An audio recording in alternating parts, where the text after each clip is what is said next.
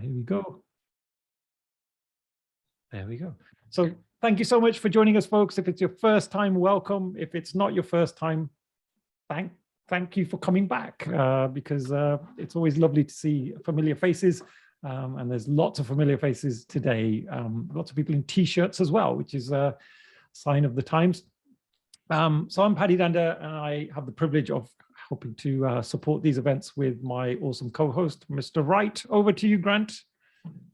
Thanks, Paddy, and welcome everybody. So yeah, today we're really excited to have Adrien join us.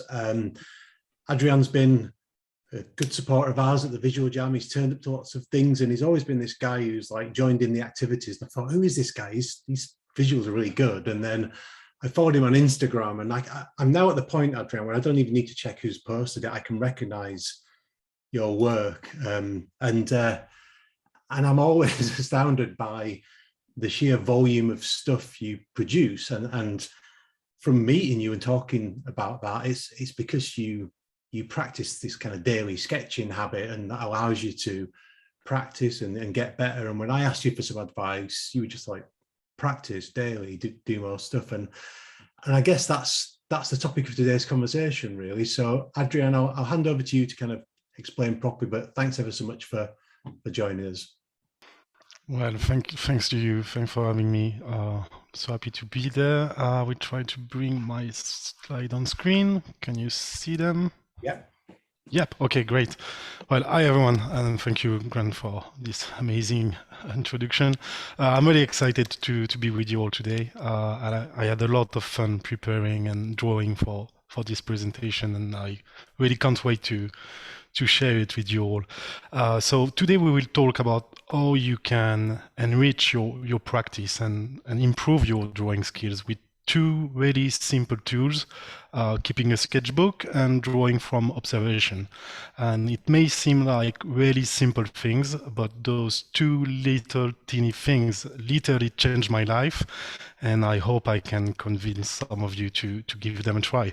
So I will explain why and how you can build those new habits, and I will highlight some of the benefits and also give you some tips to make it easier to start, and more importantly, to make it a daily habit, something you keep doing every day. And to make it even more practical, we will also dive into my own sketchbooks, and we will do some simple and fun, hopefully, drawing exercise all together. And if we have time, I will also show you what pens and marker I like to use, because I'm sure there are a lot of marker geeks among you. So let's start. I will start with a couple of words about myself. So I'm Adrien Liard. I'm from Toulouse in France. I'm originally from Paris, where I was born and raised, but I'm now living in Toulouse for 15 years now. It's really hot today in Toulouse. I'm literally melting 39 degrees outside, so I hope the weather is better at your place. Initially, my, let's say, artistic background is in graffiti. I spent all my teenage and young adults here, let's say, painting in the streets and on trains. And this is still to this day, one of my biggest source of inspiration. But I also have been many things in my career. I started as a software engineer, a data engineer, then I became a product manager, a scrum master, an agile coach, and now I'm a product director in the market research industry. And yeah, I've always been drawing, like I guess many of you. I can't really remember a time in my life when I was not drawing. Some of my teachers were not really happy about that, but even in class, drawing was this really natural thing to do for me, to help me pay attention and take notes in a more visual way. And later on, I discovered sketch notes and graphic recording, scribing, and obviously I became fairly addicted to that. And I like to think that the 10-year-old me would love the idea that I'm now a professional graphic recorder, that is, I'm getting paid to draw while people talk, which was the thing that got me in trouble in class, right? One thing is sure, I truly believe that drawing is a superpower, and I'm also a firm believer of the fact that everyone can learn to draw. As a matter of fact, I believe that everyone should learn to draw, and that everyone should learn to use simple visual to collaborate better, to think better, because drawing is such an effective tool, right? But I'm always so surprised to realize that some people are terrified by the idea of drawing. They seem to think that they can't do it, that drawing is not for them at all. They won't pick up a pen. They don't even want to try. And if I'm 100% honest, at first, I was not really able to understand that. I mean, I have always been drawing my whole life, so it was really hard for me to understand this perspective. But now, after years of trying to teach people how to draw and or to sketch note, I think I understand better. When you're new to it, it can be really difficult to start, right? Drawing and visual thinking can really seem like a whole new world, a foreign world, and the path to get into it is not exactly obvious when you're a complete beginner. But luckily, we have amazing tools to help beginners. Icons, symbols, stick figures are fantastic tools to help people who think of themselves as incapable of drawing. In a few hours, you only need a few hours. You can teach complete beginners how to trace a few icons, and they can use them right away to enhance their note taking and to think visually. And more importantly, icons are a great tool to build confidence, right? With icons, people realize that they can actually draw. They realize that it's all about using simple shapes, mixing them all together, and that everyone can do it. There is no magic, right? And as a community, I think we do a fantastic job at welcoming more people into this visual thinking world. And this meetup obviously is a great example of that. But when I think about it, I think this is a bit sad that we tend to stop there. You see, drawing is this really vast world, and icons, symbols, stick figures are just a teeny part of it. And I sometimes feel like we treat every other forms of drawing as terra incognita, right? Somewhere only artists should go, kind of an unknown world where visual thinker and sketch noter should not adventure themselves into, right? Scary territory. Don't go there. And obviously, I don't believe it is true. Your drawing practice don't have to be limited to icons, symbols, stick figures. There are many ways to practice drawing, and there are absolutely no reasons not to explore them if you want to. At this point, some of you may wonder what this guy has against icons, what is wrong with icons. So let me be really clear about it. Nothing is wrong with icons. I love icons, symbols, stick figures. I use them all the time. They are great. But there are also really good reasons to go beyond them, right? Maybe you want to describe and draw more complex things. And in that case, it can be really helpful to be able to draw something more than icons, right? Maybe you want to tell stories with your drawings. You can certainly tell stories with icons and symbols if you try. But if you are able to draw more complex and elaborate scenes, it's certainly helpful when you want to tell stories visually. One other thing is that it can start to feel like everyone's sketch note and drawing are the same if everyone keep using the same library of icons, right? So maybe you want to stand out and come up with your own visual metaphor, and that way your sketch note will be more memorable than if you were using the same icons over and over again. You see, for me, icons are like fast food. They are really good and tasty. They are fast, very practical. You don't even need to know to cook. But sometimes you want to prepare your own meal. You want to invent your own recipe. You want to mix the ingredients your own way. You want to come up with your own icons, your own visual metaphor. And for that, you certainly need to go beyond a ready-made library of icons. You need to learn how to cook, basically. Another reason you will want to improve your drawing skills is if you want to attract more clients, if you do it professionally. I certainly do not think that a visual practitioner, graphic recorder, or scribe should only be judged by his drawing skill, but still, it's a fact that if your drawing skills are better, you get more chance to attract more clients, right? And this is, I believe, a very legitimate reason to improve your drawing skills as well. There is no shame in it. And it may seem like I'm drawing a clear line between icon and symbols and more elaborate drawing, but it's not like that, at least not in my mind. In reality, it's more of a spectrum, right? A continuum between very symbolic representation and more realistic ones, and you get to pick, right? Sometimes it's best to go for a simple and fast symbolic style, I would say, and sometimes it may be better to go for a more detailed drawing. At the end, they are just tools, visual thinking tools, but they are just tools. And like every other tools, it is totally stupid to say that a tool is better than all other tools, right? A tool has pros and cons, and you should just pick the right one in the right situation. But obviously, the more tools you have in your toolbox, the better. And this is exactly what I mean when I'm talking about improving your drawing skill. I mean, broadening the set of tools you are able to use so you can pick the best when you have to. So at this point, some of you may say, okay, great, yes, I want to do that. I want to improve my drawing skills. I want to go beyond icons. How can I do that? And you see, I really believe that as humans, we tend to always look for a magic and effortless solutions. But sadly, there is no magic stick here, like in many cases in life. And the only way to improve is to practice, right? A lot. And people don't really like that answer. Again, they want the magic stick. They want the shortcuts. But I will tell you what I think about this advice. Telling people that they just need to practice is stupid. Not because it's not true. It's true.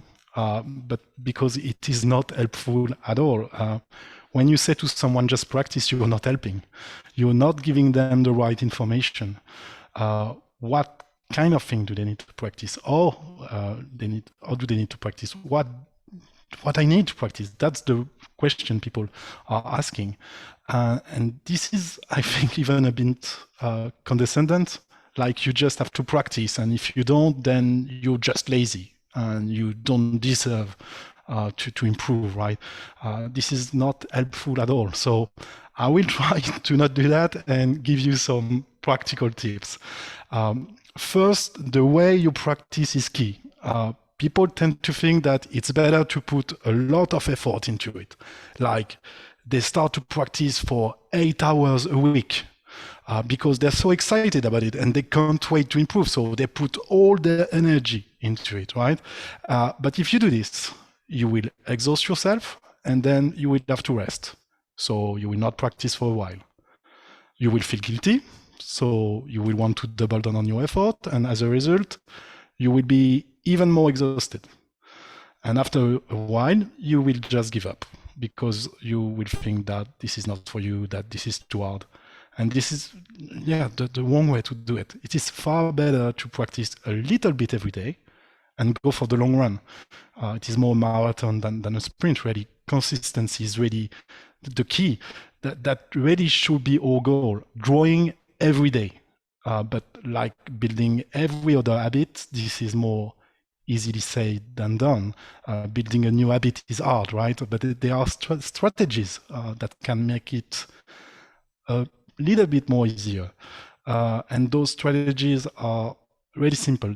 Basically, they boil down to, to build the habit, you need to reduce the effort you need to make. And you also want to reduce the friction that makes it harder for you to adopt this new behavior. So let's see in that case what those strategies could be.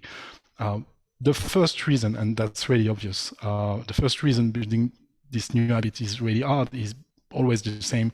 We don't have time, right? We are all so busy with jobs, kids, family, friends, and it may seem impossible to find time for a new habit, right? For drawing every day. That's perfectly reasonable to think. But again, drawing every day does not mean that you have to draw all the time.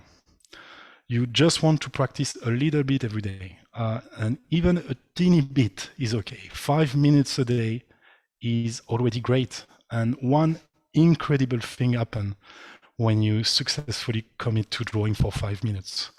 Suddenly you are enjoying it, and those 5 minutes become 10, then 15, then 20, and that's perfect, right?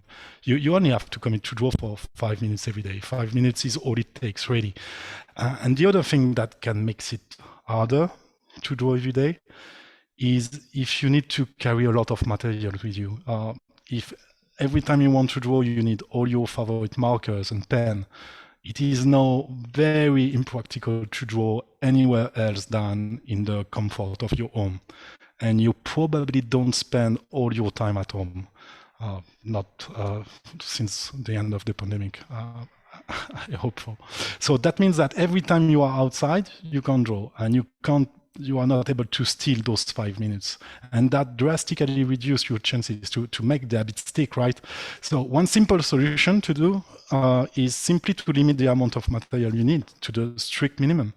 A sketchbook and a pen is really all you need. You don't need anything else. And the great thing is that you can carry them with you at all time, right? Suddenly you are able to draw everywhere, while you are waiting at the post office, in the train, or in the bus, at the park, at the bar, or at the restaurant. And it is suddenly so easy to steal those 5 minutes to practice. And the trick really is to find a sketchbook that you can carry in your pocket or in your bag. Because if your sketchbook is too big, then you will think twice before you take it with you, right? So pick a small one and bring it with you at all time. No excuses. You need to have it with you at all time, and it will make the whole thing really easier. And 5 minutes a day seems like a really small commitment, but it adds up, right? The sketchbook I use have 80 double page spread. I only draw on double page.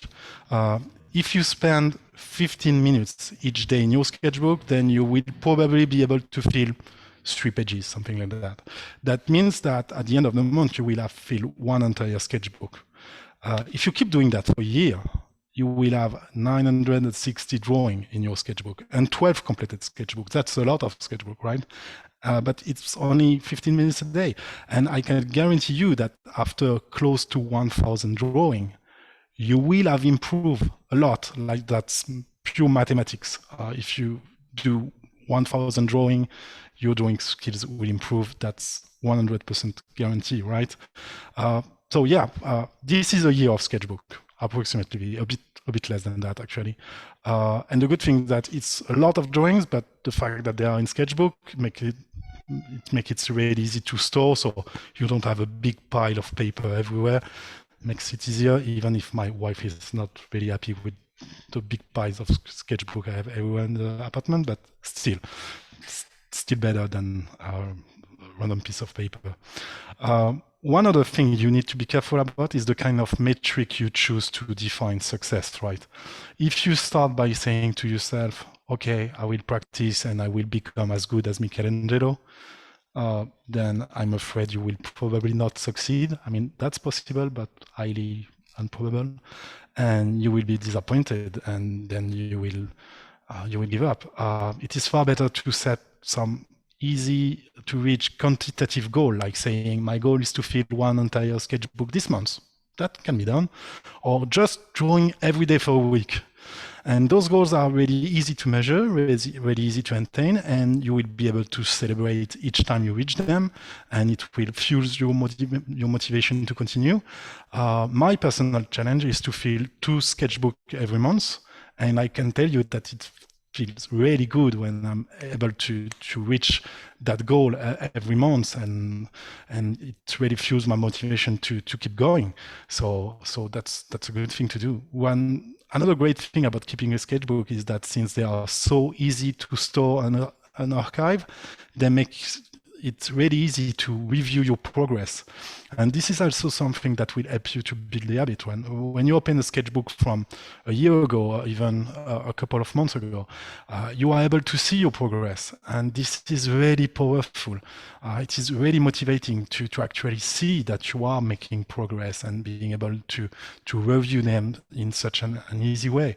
But you can also just enjoy the trip, right? And just explore your practice in your sketchbook without setting yourself any goal of any kind. And this is fine. truly think that this is actually the best way to do it. And you can just enjoy the journey, right? And see where it goes. There will be happy accident, you will do mistakes, and sometimes you will do a really good drawing, but really we learn from bad drawings more than from good ones. So if I do a great drawing, then there is a good chance I didn't learn anything while doing it, right? We learn by making mistakes. So your sketchbook is exactly the right place to experiment and make tons of mistakes. My sketchbook is really the place where I allow myself to make tons of bad drawings, and you don't have to show your sketchbook to anyone. It's a safe place for you to experiment, to feel free, to make stupid mistakes, crazy experiments with materials, styles, shapes, whatever. You can do anything. It's just for you, for your eyes only, basically. So you don't have to be afraid of anything. And so I hope that I convinced at least some of you to adopt a sketchbook. But I did not answer one critical question. What should you draw in your sketchbook? And yeah, I don't know if you already felt that, but it can be very scary to open a brand new blank sketchbook. Like you are afraid to ruining it, right? You don't want to do any mistake in it, and you should not. Again, the sketchbook is meant to be filled with bad drawings. But I have one suggestion to make. I would suggest you try to do different kind of drawing in your sketchbook. One type of drawing that will ensure that you will never worry about what you should draw, and one that will improve your drawing skills far more efficiently than any other types of drawing. I suggest you give a try to drawing from observation. So what is drawing from observation? It is simply drawing what you see. You simply draw what happens to be in front of your eyes. The nice thing is that you don't have to scratch your imagination. You just draw the first thing you see, and there is no bad subject. You can draw anything.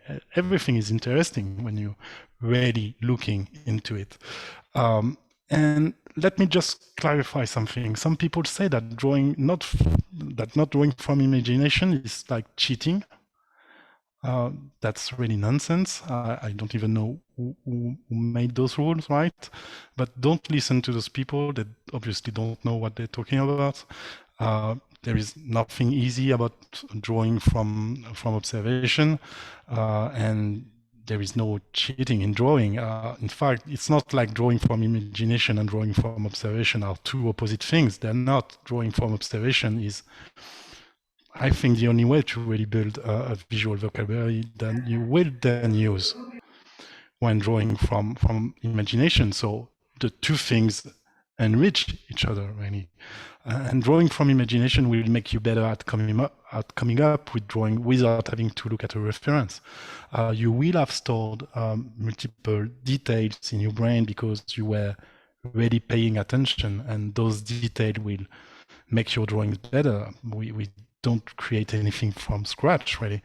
And by practicing drawing from observation, you will quickly realize that drawing is actually seeing. We tend to think that everything we see is just a perfect image of what is in front of us. But in reality, only 10% of what we see is coming from our eyes. The rest is just our brain filling up gaps and making assumptions. But when you are really paying close attention to what you're drawing, you're able to see that, yeah, I was not really seeing it. No, not that I really closely observing it. I can see those little details I was not able to see before. And one good example is if I ask you to draw my eye, for example, to really look at my eye and to draw it, maybe you will come up with this kind of drawing. And you will think to yourself, oh yeah, that's pretty close, right? That's how his eyes is looking. But if I stick those eyes on my face, we realize that they're actually pretty far from how an eye is actually looking, right? It's really weird on my face there. And so if you are really, really looking at my eye, you realize that it's actually far more interesting than this simple and symmetric shape. There is asymmetry, like nothing is really round. There are lines and things like that. So you only can realize that when you are really paying close attention to what you are seeing. And this is really, I think, what makes it a really, really good practice for visual thinkers, for people who do sketch notes, graphic recording, and things like that. Because what you're doing when you are drawing from observation, you are spending basically the most of your time observing things, and then you are analyzing in your brain what you are seeing. You try to think about what shapes you can see, you try to simplify them, and then you trace them. But the interesting thing is not the actual drawing, is all the thinking that is happening in your brain. And this is a form of visual thinking. So by doing that, you are actually training your visual thinking muscle, just a different type of visual thinking, but still it will benefit all your visual thinking practice, your sketchnoting, your graphic recording, everything will benefit from this practice. And there are also some, let's say, hidden benefits to the practice. You see, science is really clear. Mindfulness meditation is really good for your health, for your mental health, for your well-being. I tried before, but I was not able to do that for long, and definitely I was definitely not able to build the habits. I was not able to meditate every day. But when you are drawing from observation, when you are spending 15 minutes or 10 minutes really paying attention to what is in front of you, you are really in the moment, right? You are not thinking about what you will have to do next, what the kids have been doing at school or things like that. You're just thinking about what is in front of you, about the small details you can see, about the shapes and everything. So this is really a form of mindfulness. So if you, like me, and you are not able to build a mindfulness habit, maybe drawing from observation is actually a good way to practice mindfulness without having to, but with the fun of drawing, which is a good thing for me. And this is another hidden benefit of drawing from observation and keeping a sketchbook every day, is that basically by just drawing whatever is in front of you, what you're drawing, you're not drawing things, you are actually drawing your life. You are drawing your environment. You are drawing the objects you use every day. You are drawing the people you love, the people you are hanging with.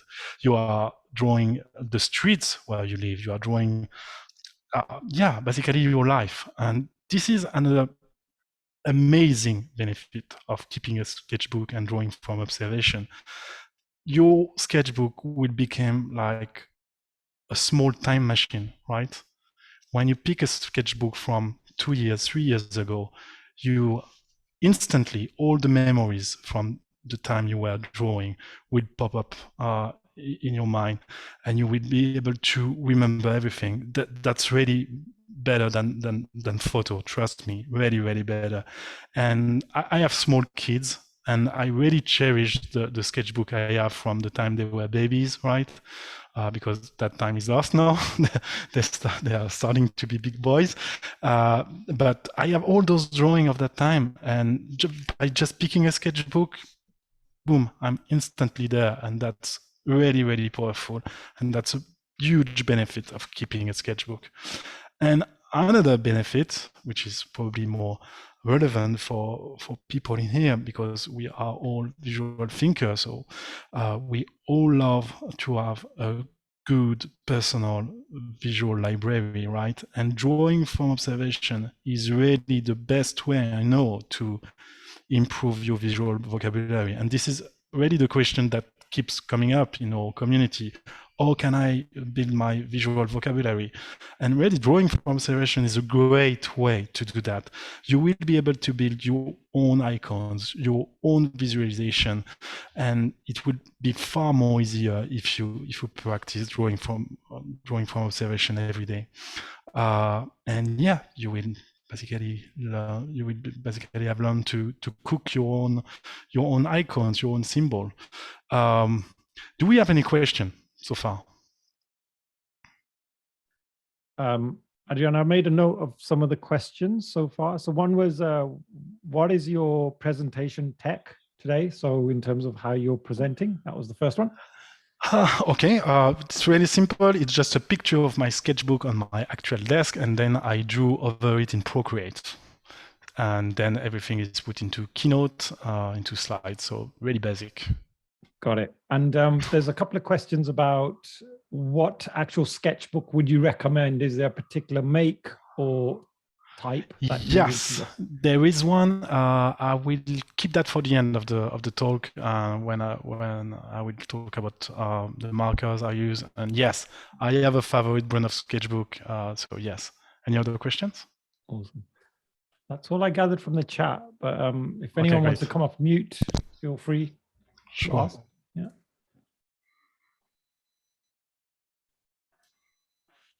No. Okay, great.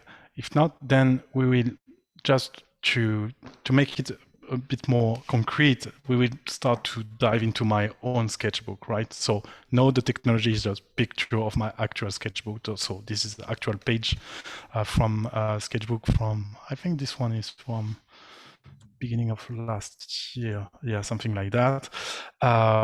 And yeah, just to give you some example of what I actually mean and how you can practice it to make it really simple for you to start. Pens are a really good thing to draw because if you are drawing, there is a good chance you have pens, right?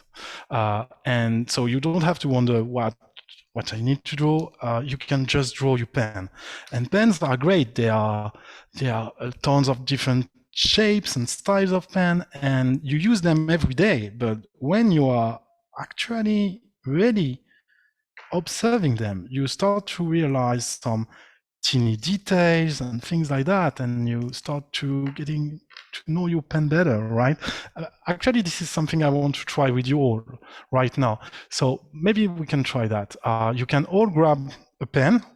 Don't go for a fancy pen, just a simple one, really. The first one you can get. I will choose like this very simple Posca pen. I will just put it in front of me.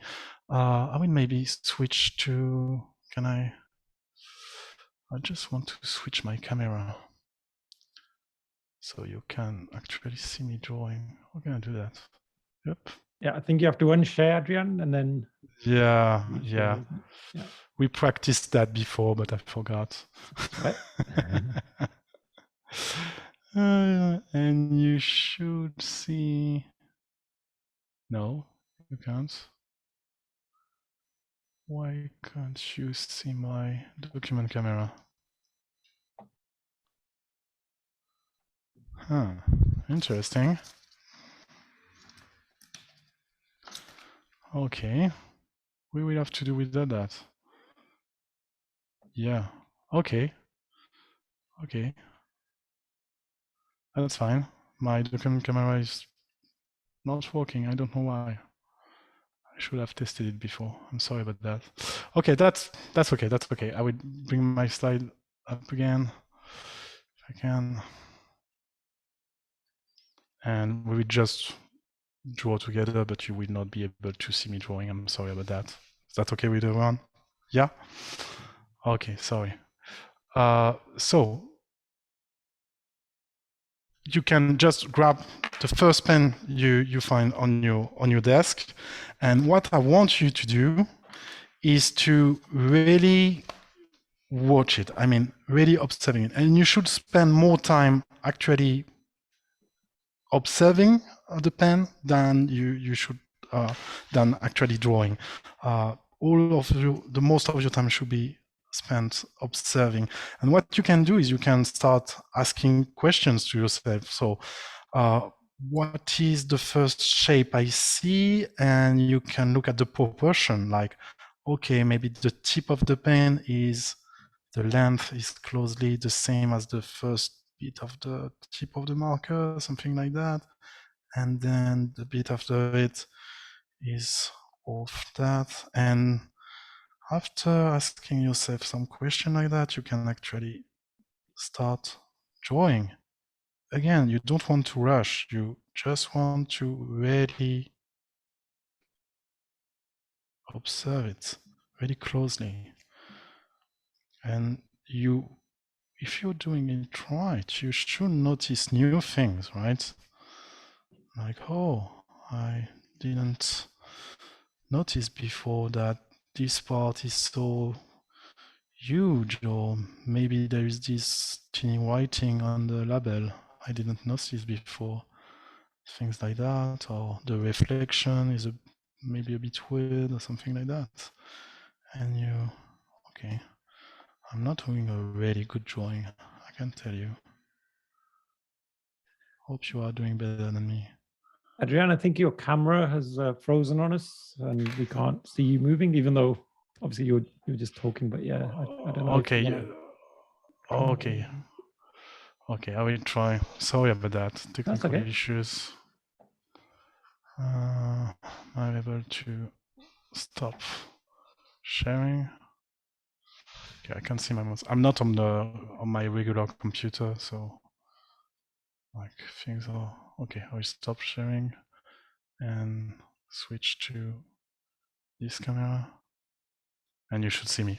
Okay? Yay, you're back. Okay. I will just quickly finish this drawing. This is not a good one. How you guys are doing? Okay, I will show you what I did. Just a drop shadow, I think is interesting. Yeah. Okay, I did that.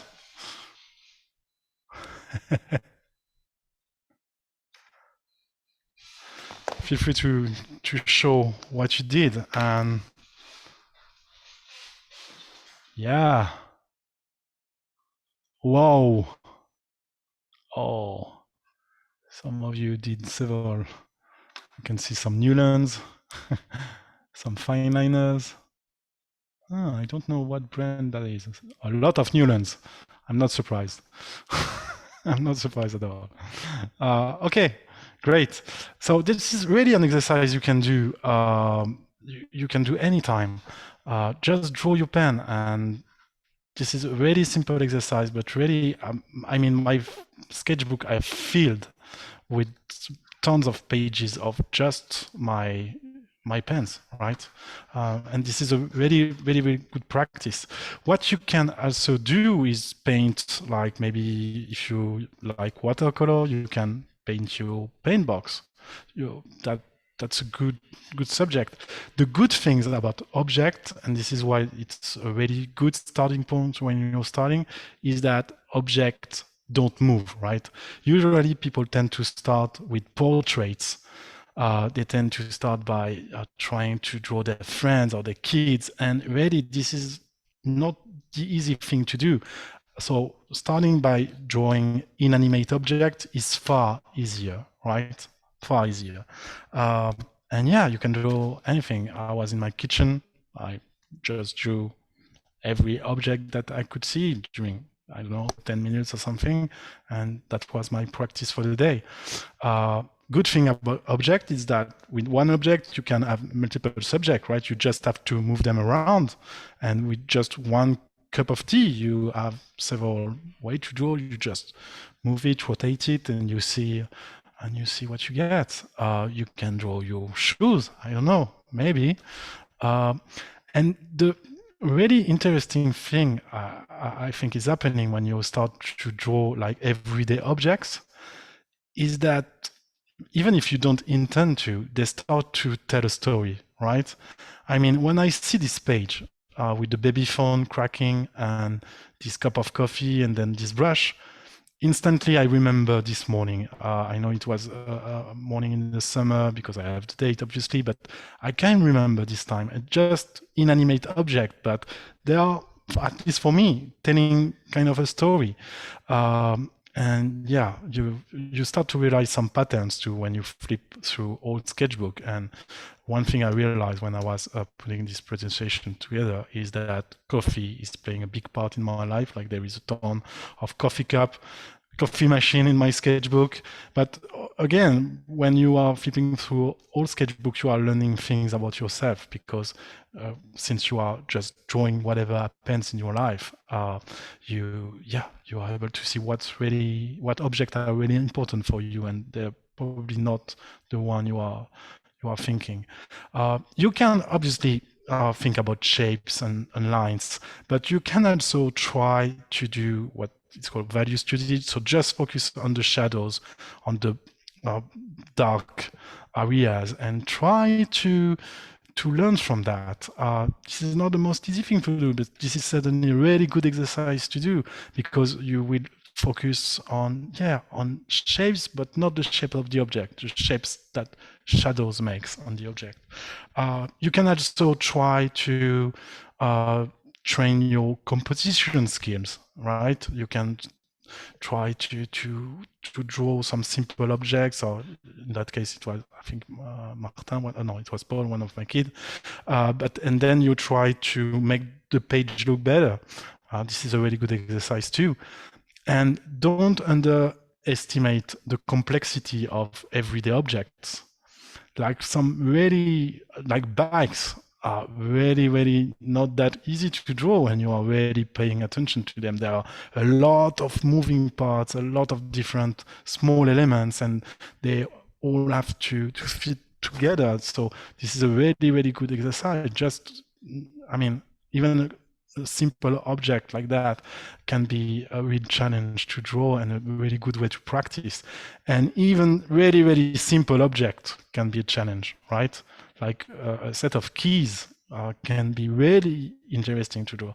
That's the most interesting thing, I think, that you start to really get interested in some mundane object, right?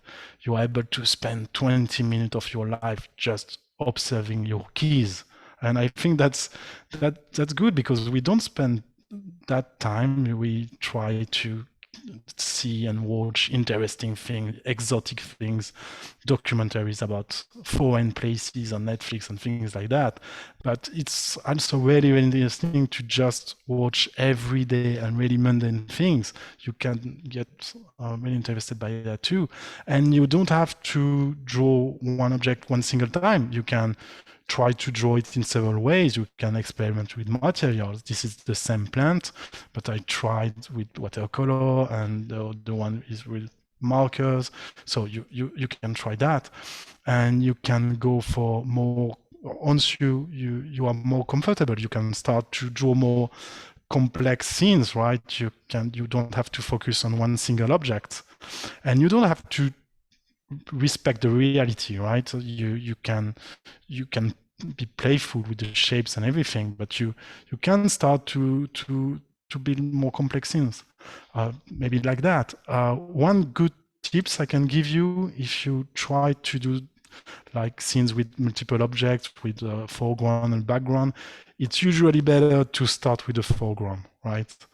So start with the objects that are closer to you and build your way up to the background.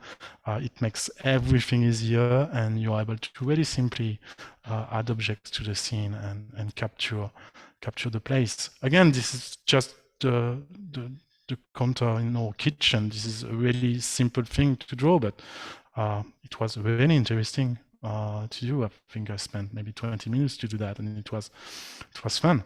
And I think there is a kind of weird poetry when you start to draw simple things like your kitchen and things like that. This is really simple thing, but I see some poetry into it. Maybe it's just me. You don't have to stick to the way things are in reality. You can bend the perspective. You can be playful about it. You can start with color blocking, just put big shapes of color and add details later, you can do that. This is another great exercise to do. You just do small frames and you try to capture just teeny elements you see in front of you. And weirdly, it tells kind of a story, which is always really fun to see, right? Yeah, same thing, just things I see from the window of the studio here. And it's telling kind of a story, and it's really quick and fun to do. You can experiment with different materials, with color. You don't have to be afraid of making mistakes. It's all the point, right? Trying new things. Okay, so we were talking about drawing things in your home, like daily objects and things like that. But really, all the fun is starting when you are starting to grab your sketchbook and go outside. But it can be a bit intimidating at first to draw in the street or to draw in the subway or something like that. You may be a bit self-conscious, like what people may think, will they watch me when I draw, things like that. So restaurants are actually a really good place to start because you are seated, so it's comfortable, and you have time usually because you are usually in a restaurant for a while, for more than 30 minutes or so. So you have the time to observe things and to draw. So restaurants are a really, really good place to start to draw outside. And again, you can have fun with it, right? You don't have to draw realistically or anything. You just want to capture the moment, right? And you don't have to draw the people or the place. You can draw your plate or maybe some bottles or things like that, the decoration in the restaurants. You can have fun with it. Another really interesting thing to draw outside, because it may be, again, a bit difficult to start to draw like complex landscapes, cityscapes, streets and things like that, and people walking around. Trucks and cars are a really good subject because, again, they're not moving, they're inanimate, so they will not hopefully they will not leave, but they will not move while you are drawing. So, and they can be very, very interesting subject, right? This truck was a really interesting thing to draw. And one tip, if you have kids, small kids, drawing their toys is exactly the same as drawing the real thing, right? There is absolutely no difference.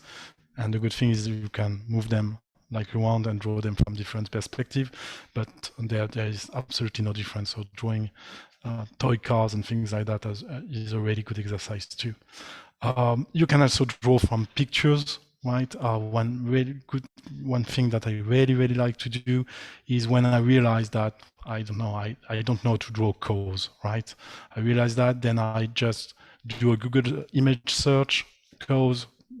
Give me 100 images of cows, and I just practice in my sketchbook, and I'm drawing some cows. And eventually, when you draw like a few dozen cows, then you will learn something, right? And the next time you will have to draw a cow in maybe in a sketch note, you will have learned something, and you will be able maybe to pick to remember some great details and add them to your drawing.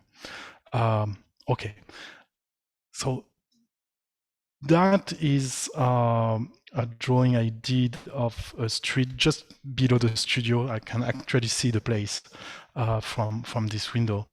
And why I wanted to show you that is because this is really a street where I go through this street every day for years. And when you are living in a city, you are not really paying attention to the street and to what's happening. And the fact that you are keeping a sketchbook and that you are spending maybe half an hour or 1 hour in a street trying to observe every teeny details, you start to be like a tourist in your own city. And this is really great. And it was especially great during the pandemic because we were not able to travel, right? So you were able to travel in your city. And this is a fantastic thing that happened when you are keeping a sketchbook. You're starting to notice, again, mundane things, the city where you live, and you don't really paying attention to it. You don't have to draw the whole street. You can just draw what is interesting for you. Like this light was the thing that was interesting to me, so I just drew that and added things later. You don't have to draw the whole street. You can just focus on some building and draw that. You don't have to draw everything. There is no rules really. You can experiment with different materials. You can try to be really quick. Like really quick. You can try to mix materials. You can start with lines and add colors later. You can definitely do that. And you can challenge yourself. Like my challenge here was, okay, what can I do with only two colored pencil, one pink and one blue? And this is some good challenge to try, right? Yeah, here the challenge was just to put every material I had with me, right? Like I throw everything in the paper.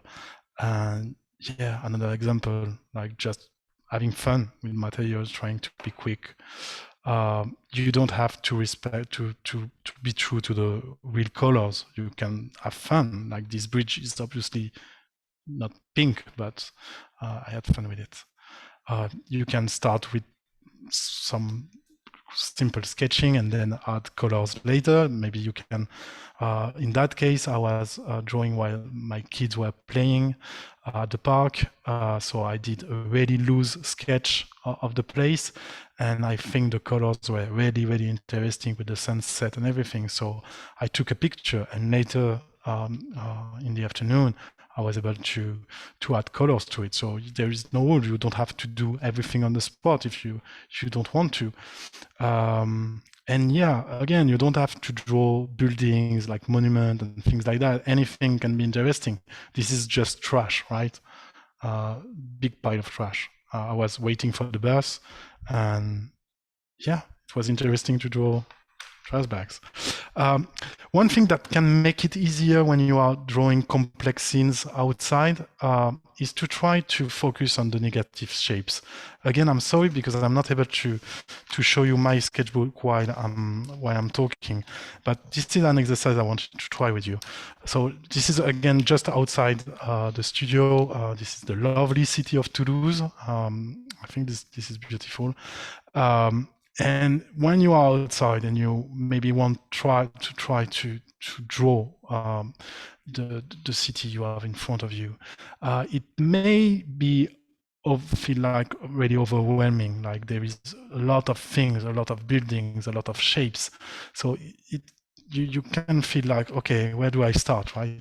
A good thing to try is to focus on the negative space, right? Negative shapes. So in that case, one thing you could try, and I would love you to try with me. I will just pick another pen to try that. I will pick a brush pen maybe.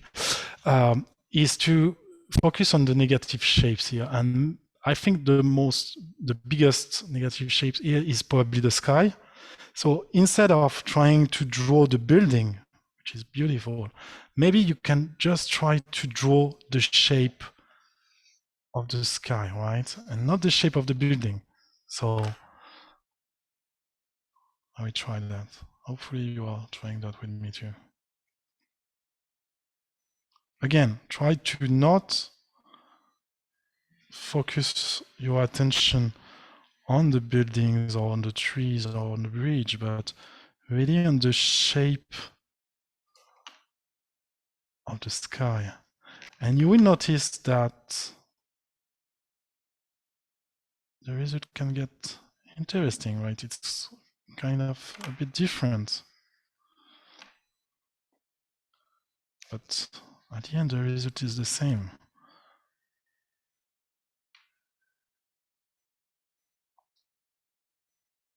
Okay.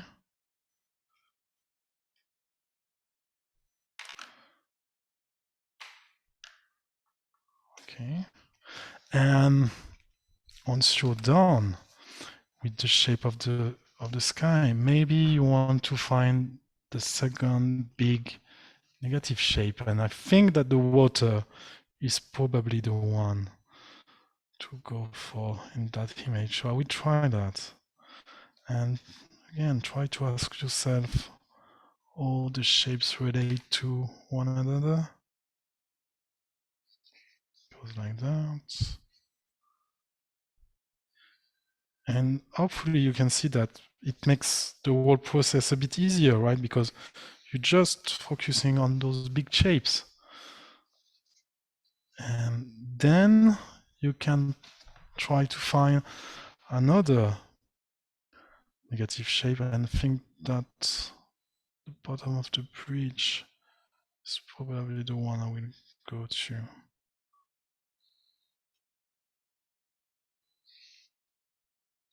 Yep. And same here.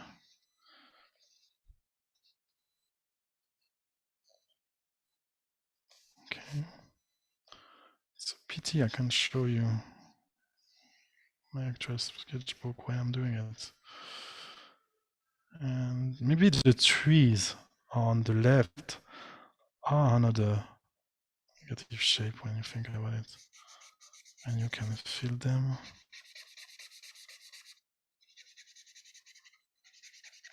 Okay. I will stop there just to show you where I am.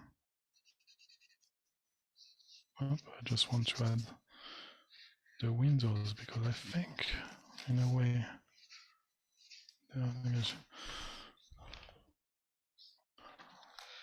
this is what I got.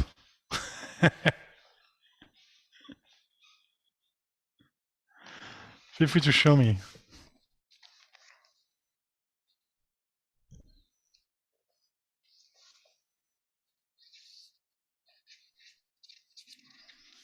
I think Adrien, Yeah, if you great. stop sharing your desktop for a moment, then we Yes. can see everybody's on the main screen. Let me try that. Huh. Oh, don't worry if it breaks things. I don't want you to break your sharing. No, I just can't find. I think really the weather, like it's really hot in here, and I think my computer is starting to. Oh no. No, that's okay. That's okay. I think he will survive. But I will also be able to. Don't worry. Actually, you can just slide your slider to the left, folks, if you do want to see other people's, and then you'll see you can change your view to gallery. Yeah. Okay, I was able to do it. Sorry about that. Oh, yeah, I can see some very good thing here. So nice. Oh, Paul, that's great. Oh, Mart, look at that. Amazing. Amazing. Great. Okay. I will share again. That's fine. Mm-hmm. We've had a few more questions. Adrien. Oh, sure. I don't know if you want to pick some of those. Yeah, sure. Tell me. So Matt asked about what's the greatest benefit of doing this to your graphic recording practice? Is it speed, how to simplify things, composition? What is it? Well, really the biggest benefit is really to have like this, to enhance my visual vocabulary, because when you draw a lot of different objects, when you have to draw that object on the spot live, then you don't have to look for reference, and you are able to bring those really those real details right into it, and that makes your drawing more alive and more interesting. So that's the best benefit. And I think that you are able to experiment like with your line quality, with a lot of things, and that makes it also something that I think improve my drawing skills in general, and obviously my confidence when it comes to drawing live. Yeah, yes. I was saying in the chat, I randomly wanted to draw a chimpanzee in one of my sketch notes, and then I just realized I didn't know how. Yeah. I'll have to leave that and come back and do it later. And so after I'd done the sketch note, I went away and I actually did a bit of a study and just did a bit of doodling. I've actually just found the post-it, I got it there. I just great. sketch and Oh, like, fantastic. but I kind of like learned the shape, like you said, and the composition, and from that you can then simplify because you pick out the main characteristics, don't you, of the.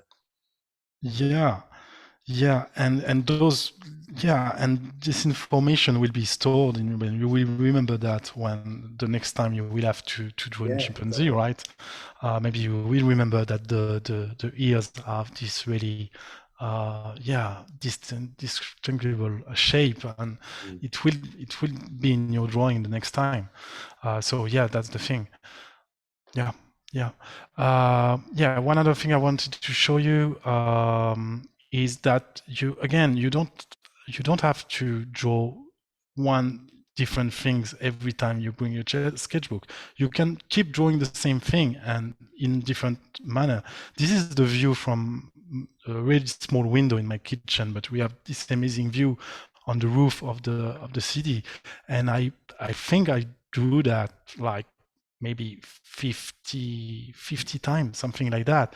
But all those drawings are really different, right? This is the exact same thing, a really small view, a really small window. But I have many drawings of that, and that's really interesting. So you can just draw the same thing over and over again, and that will still be interesting. Okay, drawing people. Drawing people is fun, is great, and the last question was about what is the biggest benefit in my graphic recording practice. Well, live drawing people from life is probably the thing that was the most critical thing in the way I draw. Being able to draw character and quickly and confidently is really key when you are drawing live, right? When you are doing graphic recording, being able to come up with characters that are interesting quickly is really something, a key thing to master, right? And drawing from life is really the best way to improve that skill, right?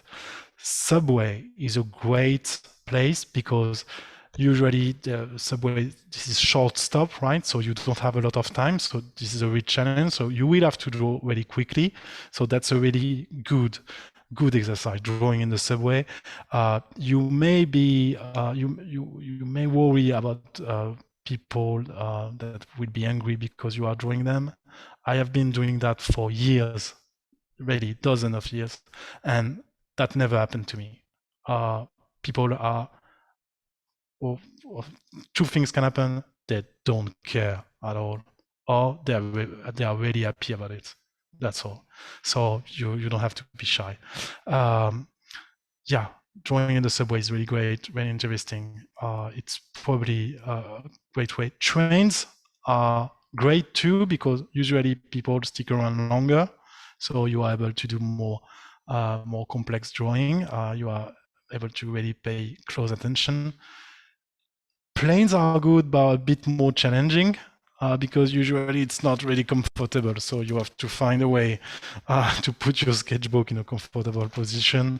But it can be interesting. The sad thing about plane trips is that you get only one subject, right? You have one neighbors and you are not able to sketch many people. So that's the thing. You can draw in cars, right? Obviously not if you drive. I would not recommend that, but you can try to draw while you are a passenger. The great thing, the interesting thing in drawing while you are in car is that you will probably not be able to actually look at your drawing, because you will get sick, right, with the motion and everything. So it's actually a good exercise because you will have to do blind contour drawing, which is a really good exercise to do too, right? Trying to draw and not looking at your drawing, just focusing on the on what you are seeing. Yeah, this is blind contour drawing. This is actually a good example of that. I think I was waiting at the carousel while my kids were having fun on it. I was just drawing parents, and this is blind contour. I mean, you can tell, obviously, this is blind contour drawing. This is actually another really good exercise, something we can actually try together right now. So maybe you can pick someone in the gallery. I will try. I think I will go for Paddy. And and just watch your target, right? And try to draw it, but don't look at your drawing. You can go with continuous line. This is usually easier, but do I have to stay very still then? No, you don't. You don't. Oh God. Why do I always get picked? Grant never gets picked. Yeah. Are you jealous, Grant? It's because Paddy's got more distinguishing features, I think. Oh, cheers. I get older each time. Make sure it's not in color. Okay, I did a crazy drawing. I actually looked at it, so I cheated a bit.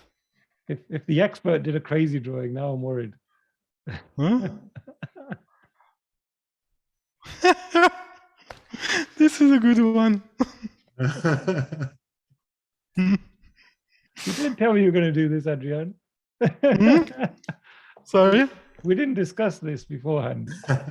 Yeah, I'm sorry. That's okay. I was sure that you were not okay with it, so it had to be a surprise, right? I will add some color to it, just to make it more fun. Folks, please do share your visuals on this post. Yes, please. Put it in the link in the chat. So this is a great drawing. I'm so proud of myself. Trying to sell it. It's not the artist, it's the subject. Yeah, definitely. This is like probably one of my best portraits ever. Oh, wow. Yeah, I mean it. No, I don't. But this is the really interesting thing with actually doing blind contour drawing. You never know what you will get. This is a really interesting exercise. And obviously I'm fooling around here, so I'm doing like, I'm really having fun with it. I will try to go with with everything that is behind you. Maybe I will try to do the chair and everything. Yeah, draw loads of books makes me look really clever. Yeah. You notice that part of my shelf is empty. Normally my head is there, so I can hide that bit. But it looks like I've got loads of books. Okay, I will add the books, but I will not then do them in blind contour. A lot of books to make Paddy look clever. Yeah, really clever. It's not. It's easy actually. That's not a lot of books, right? Right, that's it. I'm gonna buy more books. Okay, are you ready for it? Yeah. Oh my God! Wow! Oh wow! Yeah. I will print you a copy. Oh, that is awesome. I'll stick that up there. There you go. There's a gap there now, Adrien. I'm going to put that right there. So, thank you so much. Okay. Can I see what you guys did? I'd love to.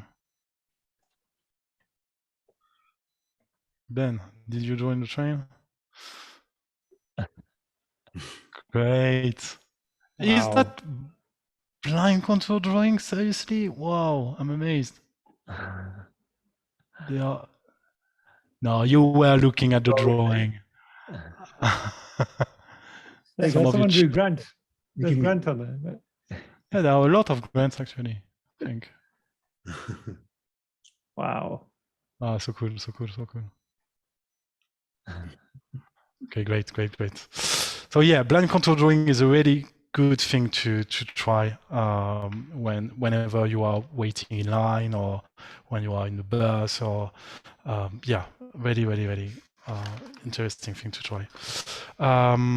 Yeah, you can draw during video conference, during Zoom meetings. That's a really good place to to draw, usually people don't move a lot, so that's good. But the perspective of the camera in the room is usually a bit weird, so that gets some interesting drawing as well. Yeah, zoom drawings. One thing I like to do is to add some speech bubble when I draw my kids. So sorry, that's French, but it just random nonsense from a 3 years old, right? But it's really adds to the memory. So you get yeah. I have twins. I like to draw and to write the crazy dialogues they have together. And the drawings don't have to be great, really. I really want to stress that out. That drawing is probably not the best one, right? But for me, it's a really interesting one because I can see that it was Christmas, because I can see the Christmas tree on the left. And so that's good memories for me. Again, not the best drawing in the world, right? But still, I was paying attention to an important moment in the family, my kids and my wife playing, and it was really great to be able to capture that into my sketchbook. The same thing with that drawing. It's a really not a good drawing. It's not pretty at all, but it was Christmas. It's my father-in-law opening Christmas gift with my kids, so I would be really happy to look at this sketchbook in a couple of years. I'm sure in 10 years I would be so it would be so fun to look at it. The interesting things too is that you start to see patterns in your sketchbook, because same scenes may appear a number of times, and you start to realize that some moments are more important for you than others, right? And obviously for me, drawing with my kids is one, right? So I have a lot of drawings of my kids drawing with me, and I really like that. And those are really good moments to, if you have young kids and you are drawing with them, it's a really good moment to put your sketchbook on the table. You can experiment with materials. You don't have to go for ink. You can play with pastel, with things like that. Kids are really good model, because they keep moving, they will never stop. So it's really challenging. But if you want to improve your character drawing, this is really key. Doing short pause, right? Like drawing people for try to get the pose in 10 seconds, 20 seconds, 30 seconds. That's a really good exercise. I never attended art school or anything, and I was really under the impression that live drawing sessions were only for art students and things like that. This is not the case at all. If you want to improve your drawing skills, if you want to get better at drawing characters, this is a great thing to do.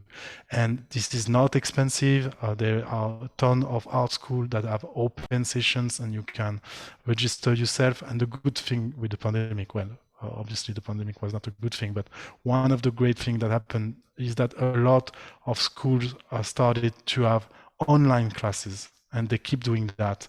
And so you are able to register and attend remotely to those live drawing sessions. This is obviously not as good as being in a room with a model, but still that's great, and that's really cheap. You can get into the session for $5, sometimes €5 or something like that. So that's really cheap, and really this is something that will vastly improve the way you are drawing characters. This is probably the best exercise you can do. This was a Zoom session. This was done during a Zoom session, and the model was doing like those really funny and interesting scenes in her apartment, like, and you had like 5 minutes to draw her, and this is some really good exercise you can do.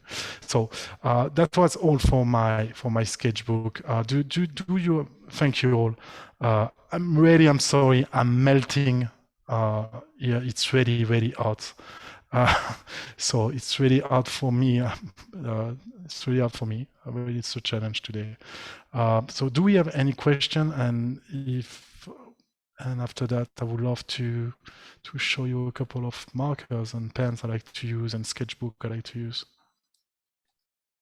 Yeah, I sort of pulled out some of the questions. I don't know, Grant, did you also pull them out? If Got some, I think. You go. I've got some. Okay. You go. There's a fair few here, though, Adrien. So let's see how we go with them. Yeah, I think your favorite sketchbook. That's still a question that's come up. Okay, I will answer. My favorite sketchbook is those one. They are from Talents, Royal Talents. Okay, and they are really, really cheap. They come in a variety of formats. You have smaller ones than that. You have bigger ones. I like this size, really. That size is good. It fits easily in a small bag or even in a pocket during winter. Obviously not during summer. The paper is quite heavy. It's 80 milligram. So you can basically throw anything at those pages. You can paint on it. You can use markers. You can use anything, and they will be okay. They have a fair number of pages, 80 double pages. That's enough. That's a bit lower than a Moleskine, but the paper quality is far better. And again, they are really cheap. I think those one goes at 6 or 7 euros. So that's really cheap, right? Thank you, Javier. Thanks, Javier. So yeah, this is my sketchbook of choice. I tried several ones, but this is really the brand. Yeah, the fact that they are so cheap is really key, because since I feel a lot of sketchbook, I can't use Moleskine, and again, the paper quality is not really good for doing that kind of drawing. Awesome. Adrien, so another question was, how do you keep your habit going so it lasts? Someone said here, I've forgotten the name, but I'm so happy when I draw, but have great resistance. I did do a 30-day sort of challenge, at least 5 to 10 minutes, but then stopped once the group challenge was done. Any advice on that? Well, that's interesting. Peer pressure is really can be a really good motivation. So yeah, being in a group, or I like to share my sketchbook every month on Instagram, and people are now asking for it. So that's actually a good pressure for me. So maybe you can try that. Get in a group with people who want to draw every day, and challenging each other to build the habit.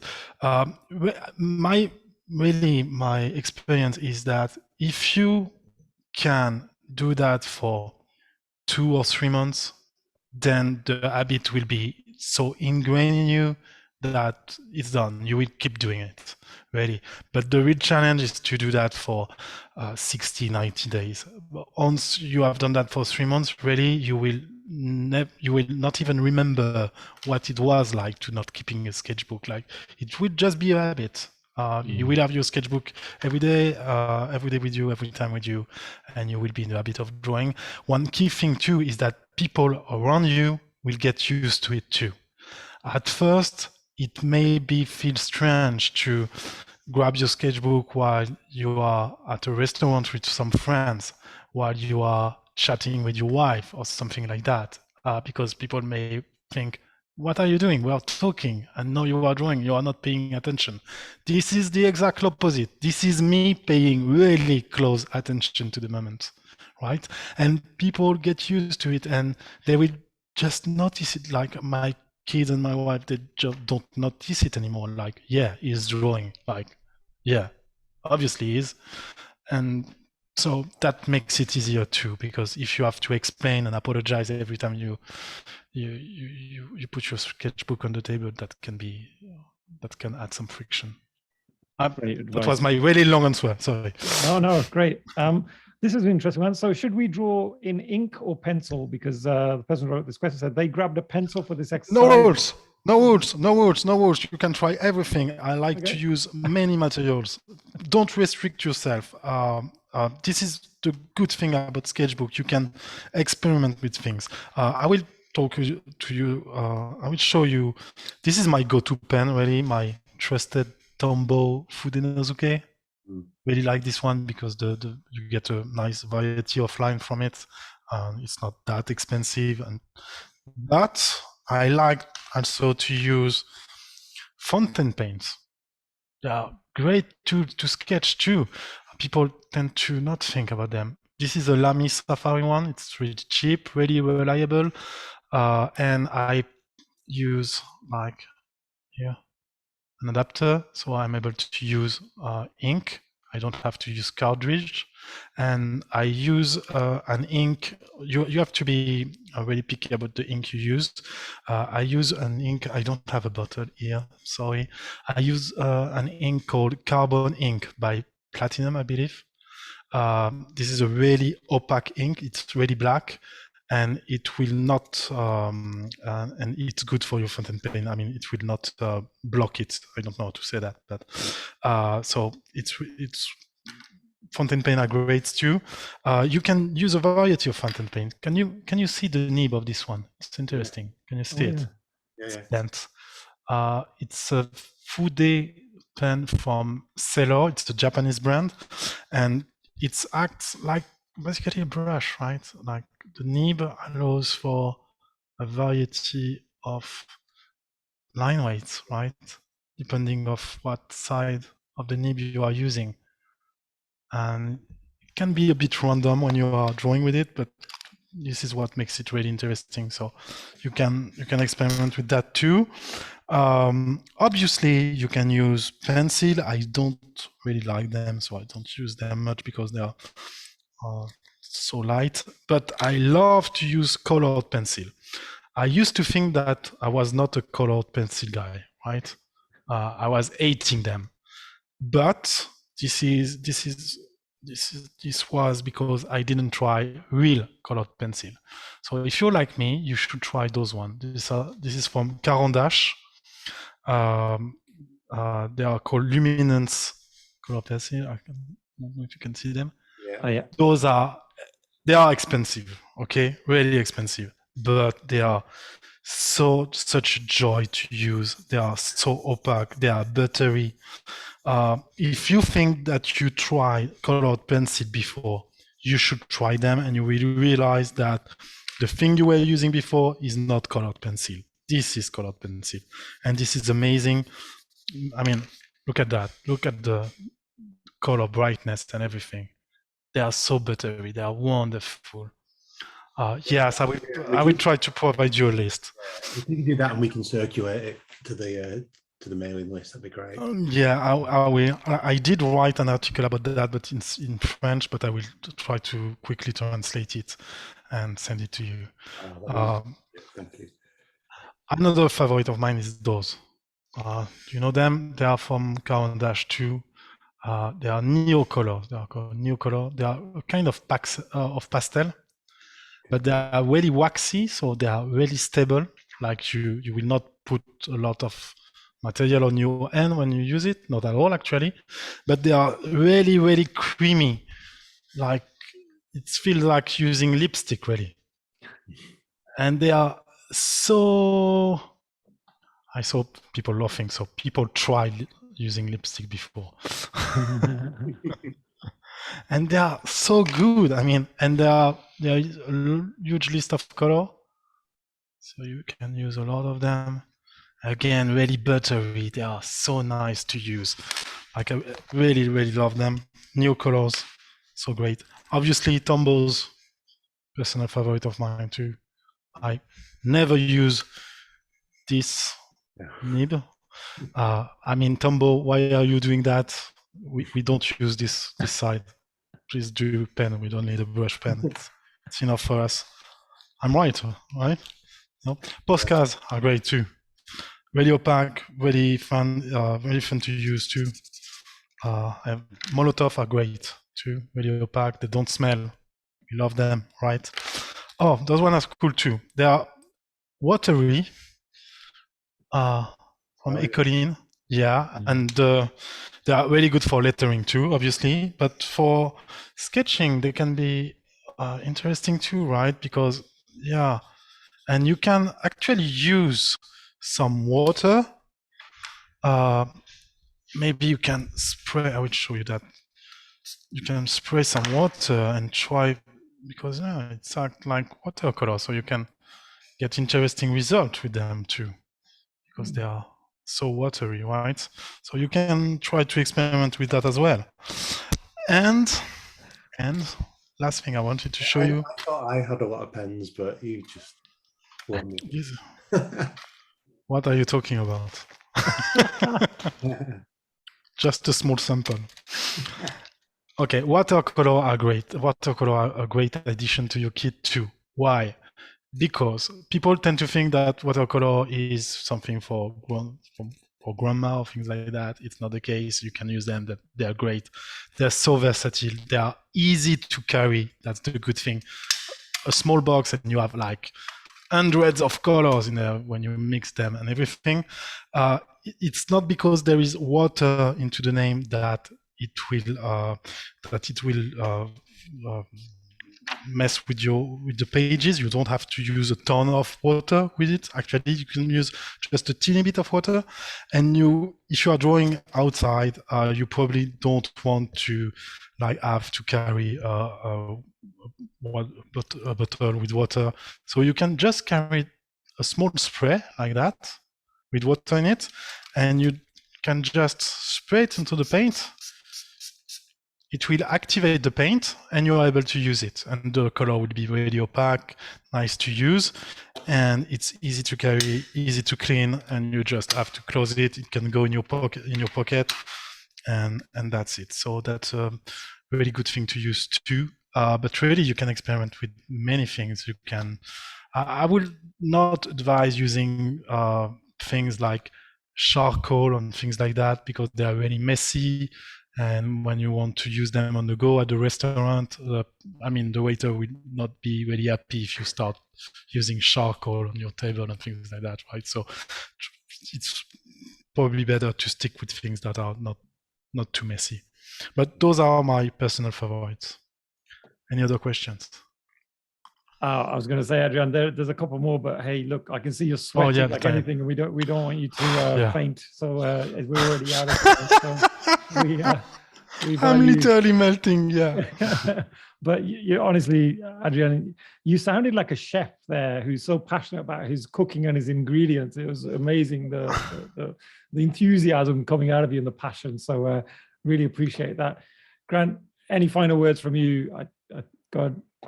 No, I just thought it was fantastic. I learned a lot, got a lot of inspiration. I'm sure everybody else did. I thought it was fantastic. Yeah, we just want to thank you so much, Adrien, and I think you deserve a huge round of applause. So folks, feel free to unmute yourselves and give a big clap for Adrien. Hey. Excellent, thank you. Wow, that was amazing, Adrien. Thank you. Merci beaucoup, Adrien, c'était super. Merci. Thank you, everyone. It was a pleasure, really. We'll send out the recording. I'm just going to stop it just there.